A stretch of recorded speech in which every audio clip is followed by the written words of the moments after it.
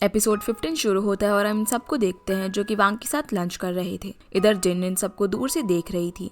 तभी क्विनशेंग जिन को देख लेता है। तभी हमें पता चलता है कि क्विनशेंग ने जानबूझकर डॉक्टर लिन को इस होटल के वीआईपी कार्ड्स दिए थे और उन्हें सोशल मीडिया पर पोस्ट करने के लिए भी कहा था, क्योंकि वो जानता था कि जिन बाइजू को चेक करने के लिए डॉक्टर लिन के साथ यहाँ पर जरूर आएगी और बाइजू को वांग के साथ देखकर उसके साथ झगड़ा करेगी। अब क्विनशेंग का ये आइडिया काम कर जाता है, जिसके बाद जिन अपसेट होकर यहाँ से जाने लगती है। इसी बीच वो दो सर्वेंट्स को देखती है जो कि बाइजू को लेकर बात कर रही थी। वो कहती है कि बाइजू कितना स्मार्ट है और वांग जरूर उसकी गर्लफ्रेंड होगी। खैर आगे जिन डॉक्टर लिन के साथ आकर बैठ जाती है। डॉक्टर लिन उससे पूछता है कि तुम्हें अचानक से क्या हो गया, अभी तो तुम बिल्कुल ठीक थी। जिस पर जिन कहती है कि शायद मुझे इस होटल में आना ही नहीं चाहिए था। जिस पर डॉक्टर कहता है कि तुम कुछ ज्यादा ही सोच रही हो, क्योंकि कभी कभी हमें इस तरह के फैंसी होटल में आना चाहिए। जिस पर जिन कहती है कि मैं इस होटल की लग्जरी की वजह से अनहैप्पी नहीं हूँ, बल्कि मैं इसलिए अनहैप्पी हूँ क्योंकि मैं कुछ दिनों में मरने वाली हूँ। लेकिन मेरे मरने से कुछ भी चेंज नहीं होगा, ठीक इस होटल की तरह जहाँ हमारे जाने के बाद दोबारा से न्यू कस्टमर आ जाएंगे। और मैं सोचती थी कि शायद मैं किसी के लिए यूनिक और स्पेशल हूँ, पर ऐसा बिल्कुल भी नहीं है।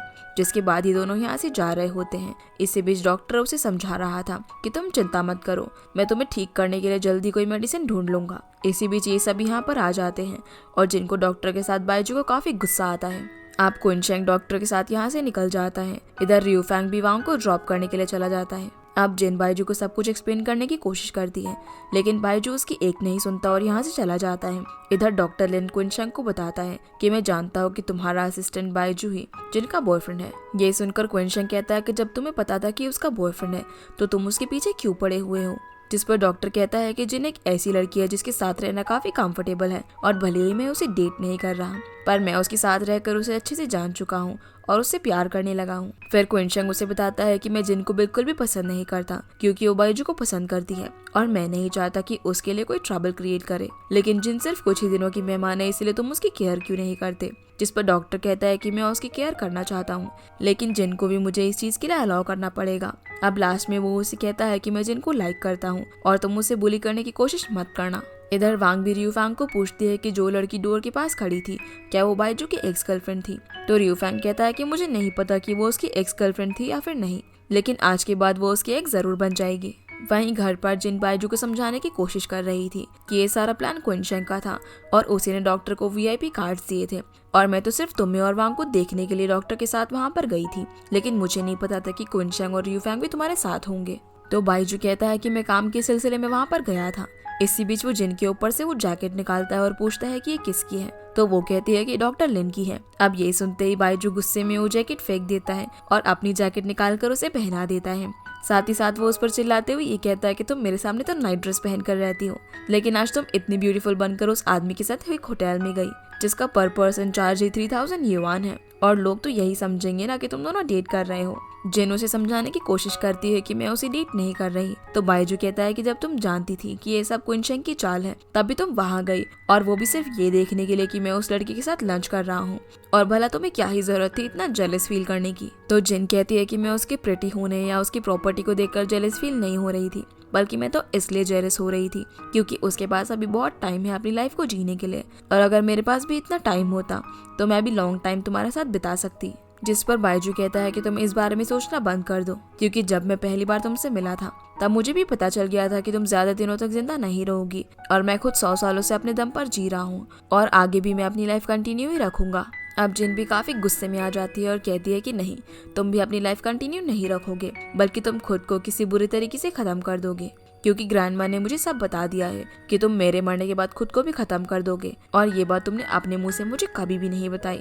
आखिर में वो उससे ब्रेकअप करने के लिए कहती है, जिस कारण से एक सैड मोमेंट बन जाता है। जिसके बाद हम रियू फैंग और क्विनशेंग को देखते हैं जो कि उन दोनों के बारे में बात कर रहे थे।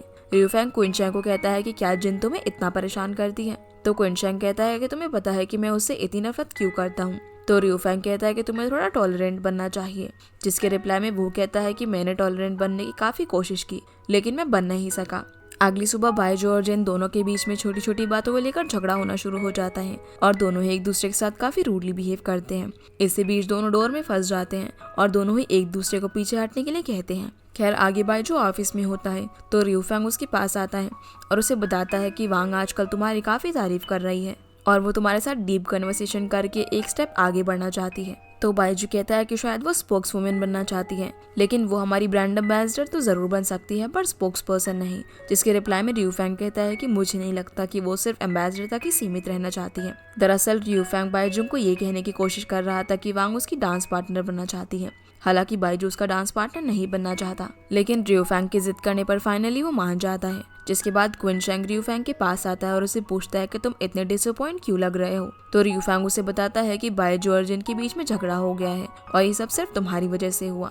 ये सुनकर वैसे तो क्विन शेंग को काफी खुशी मिलती है, लेकिन फिर भी वो बायजू को सिचुएशन हैंडल करने के लिए थोड़ा टाइम देता है और अपने भाई के घर चला जाता है। अब क्विंटू इसे देखकर कहता है कि क्या तुमने बायजू को दोबारा से डिसअपॉइंट किया। तो क्विन शेंग उसे बताता है कि बायजू और जिन का ब्रेकअप हो गया।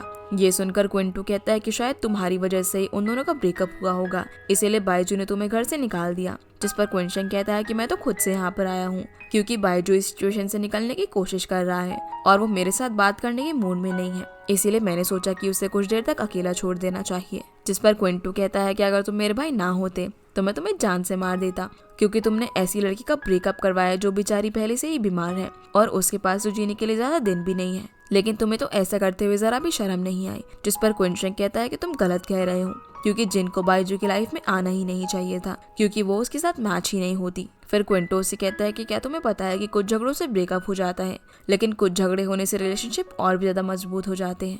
ये सुनकर क्विन शेंग कहता है कि ये होना इम्पॉसिबल है, क्योंकि वो अब एक दूसरे को देखना भी पसंद नहीं करते। जिस पर क्विंटो कहता है कि रात अभी बाकी है, इसलिए देखते जाओ कि रात को क्या होता है। जिसके बाद रियू फैंग बायजू को समझाता है कि हर मिडनाइट को वैसे भी तुम्हें उसका हाथ पकड़ना है और हर रिलेशनशिप डिस्प्यूट को किस कडलिंग करके सॉल्व किया जा सकता है, और जरूरी नहीं है कि तुम उसका हाथ ही पकड़ो, क्योंकि तुम उसकी बॉडी को टच भी कर सकते हो। ये सुनकर बायजू समझ जाता है कि आखिर वो क्या कहना चाहता है। फिर वो जिन के पास जाता है जो कि पानी में पैर डुबाकर बैठी हुई थी, लेकिन वो काफी भाव खा रही थी और आज रात वो उसका साथ देने से साफ मना कर देती है। तो बायजू भी चालाकी से काम लेता है और वहीं बैठकर उसके टब में अपने पैर डुबा लेता है, जिस कारण से उसके पैर जिन के पैर से टच हो जाते हैं। अब बायजू उसके साथ बात करने की कोशिश कर रहा था, तो जिन कहती है कि क्यों ना हम एक खेल खेलें जिसमें जो भी पहले बात करेगा वो कुत्ता है। इतना सुनते ही बायजू चुप हो जाता है। अगले दिन जिन डॉक्टर लिन के साथ लंच करने जाती है, जहाँ जिन उससे बताती है कि मेरा एक बॉयफ्रेंड था जिसके साथ मेरा ब्रेकअप हो गया। अब डॉक्टर को पता था कि उसका बॉयफ्रेंड कौन है, और इससे पहले कि जिन उसे डिटेल में सब कुछ बता पाती, डॉक्टर उसे आई लाइक यू कह देता है। ये सुनते ही जिन काफी शौक हो जाती है। फिर डॉक्टर उससे कहता है कि मैं तुम्हें फोर्स नहीं कर रहा, क्योंकि मेरे लिए तुम्हारी खुशी से बढ़कर और कुछ भी नहीं है। वो काफी लंबा लेक्चर देता है और लास्ट में वो कहता है कि अगर तुम्हें लगता है कि मैं तुम्हें परेशान कर रहा हूँ तो तुम इस दोस्ती को डंप कर सकती हो। जिस पर जिन कहती है कि नहीं, ऐसी बात नहीं है, लेकिन मैं इन फ्यूचर कभी भी आपसे अपने रिलेशनशिप के बारे में बात नहीं करूंगी, क्योंकि हमारी दोस्ती के बीच कुछ सीमाएं होनी चाहिए और यही हमारी दोस्ती के लिए सही रहेगा। अब डॉक्टर भी उसकी बात मान जाता है और दोनों चीयर्स करते हैं। इधर बायजू क्विन शेंग के साथ जिन पर नजर रखने के लिए पूछता है, और जैसे ही वो इन दोनों को साथ में इस तरह से बात करते हुए दिखता है तो वो काफी गुस्से में आ जाता है, जिससे उसके हार्ट में पेन होने लगता है। अभी सब क्विन शेंग भी देख रहा था तो वो उसे समझाने की कोशिश करता है, लेकिन बायजू उन दोनों के बारे में उल्टा सीधा सोचकर खुद को और ज्यादा दुख दे रहा था, इसीलिए क्विन शेंग उसे यहाँ से ले जाता है। जिसके बाद जिन वापस से घर आ जाती है तो क्विन शेंग ने उसके लिए उसका फेवरेट फ्रूट रखा होता है। ये देखकर वो कहती है कि क्या तुम मुझे इसमें पॉइजन दे रहे हो, जिसके रिप्लाई में क्विन शेंग कहता है कि क्या तुम बायजू के साथ झगड़ा बंद कर सकती हो, क्योंकि वो तुम्हारी वजह से प्रॉब्लम में है। जिस पर जिन कहते हैं कि मैं सोचती थी कि उसके लिए मरना बहुत ही मुश्किल है, लेकिन ग्रैंडमा ने मुझे सब बता दिया कि उसने कितनी बार खुद को मारने की कोशिश की। यही नहीं, उसने तो मेरे और ग्रैंडमा के मरने के बाद खुद को खत्म करने का एग्रीमेंट भी साइन किया हुआ है, और इतनी बड़ी बात उसने मुझसे छुपाई हुई थी, इसलिए मैंने उसके साथ इतना झगड़ा किया। तो क्विन शेंग उससे कहता है कि तुम उसके लिए सिर्फ एक पेन किलर की तरह हो, इसलिए तुम उसे और पेन मत दो।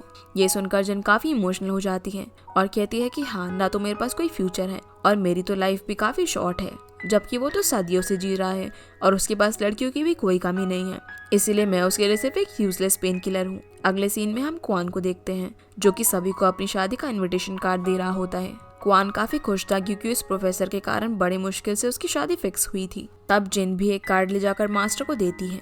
ये देखकर मास्टर कहता है कि मैंने क्वान को मना किया था कि वो तुम्हारे सामने अपनी शादी की बात ना करे।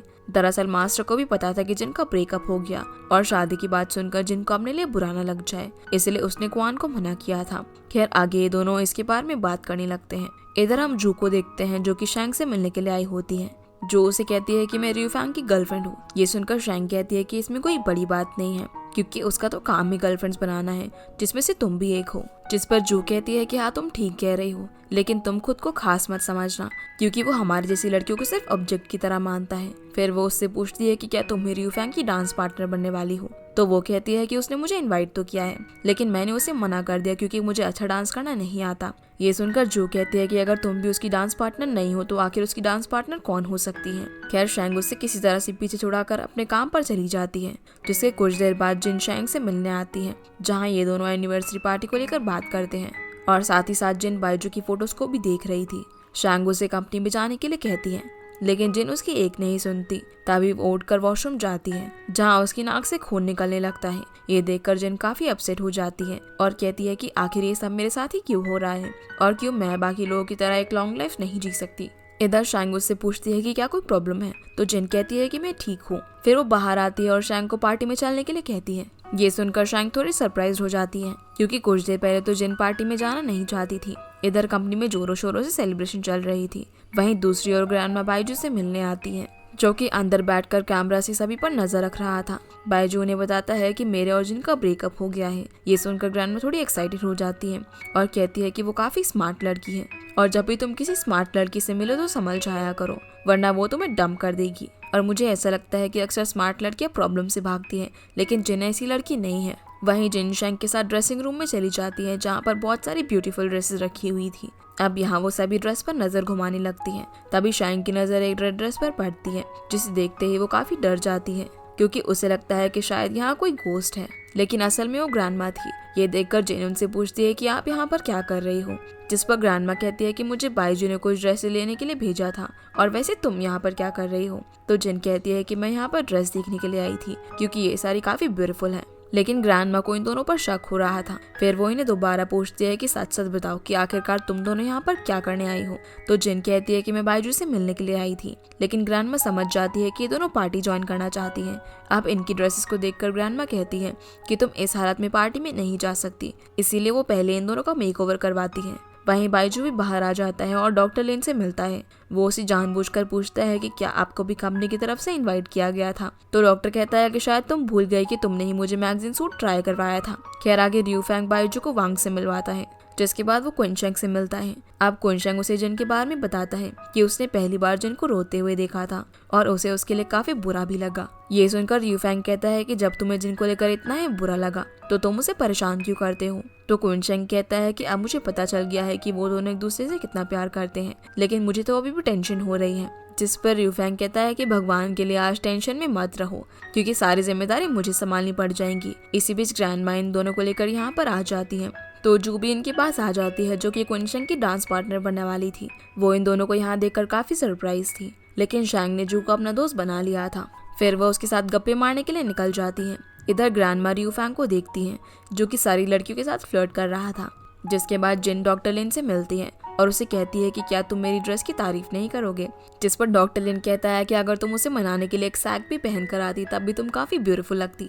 खैर आगे डांस शुरू हो जाता है, जहाँ वांग बाइजू के साथ डांस करने के लिए कहती है, तो बाइजू उसके साथ डांस करने के लिए चला जाता है। इधर जिन बाइजू को देखकर काफी अपसेट हो चुकी थी। डॉक्टर उससे पूछता है कि क्या तुम मुझसे नाराज हो, जिस पर जिन कहती है कि मैं नाराज नहीं हूँ, बल्कि मैं सोच रही हूँ कि अगर बाइजू इसी तरह खुशी खुशी अपनी लाइफ स्पेंड करे तो यह कितना अच्छा होगा। जिस पर डॉक्टर कहता है कि अगर यही बात होती तो तुम मुझसे इस तरह नहीं देखती, और मुझे पता है कि तुम मुझसे नाराज हो, इसीलिए चलो उन दोनों का शो खराब करते हैं। जिस पर जिन कहती है कि मुझे डांस करना नहीं आता।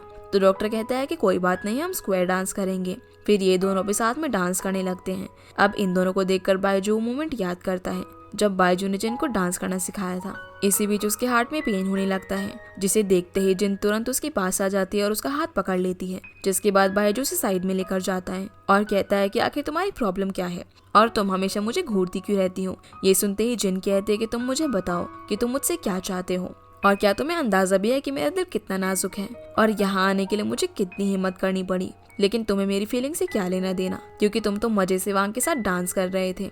साथ ही साथ वो ये भी कहती है कि मैं हमेशा सोचती थी कि आखिर भगवान ने मुझे ये सारे डिजीज क्यों दी है, लेकिन जब मैं तुमसे मिली तो मैंने सोच लिया कि ये डिजीज तुम्हारे लिए ही भगवान ने मुझे दी है। अब बायजू से दोबारा कहता है कि मैं उस दिन होटल में सिर्फ एक काम के सिलसिले में गया था, लेकिन जिन उसकी एक नहीं सुनती और फाइनली उसका मुंह बंद करने के लिए बायजू से किस कर देता है। इसी के साथ ये एपिसोड यहीं पर खत्म हो जाता है। तो गाइस ये थी आज की वीडियो एंड आई होप आप लोगों को ये वीडियो पसंद आई होगी। तो इस वीडियो को लाइक कर चैनल को सब्सक्राइब जरूर कीजिएगा। आपसे फिर मिलते हैं अगले एपिसोड में, तब तक के लिए गुड बाय।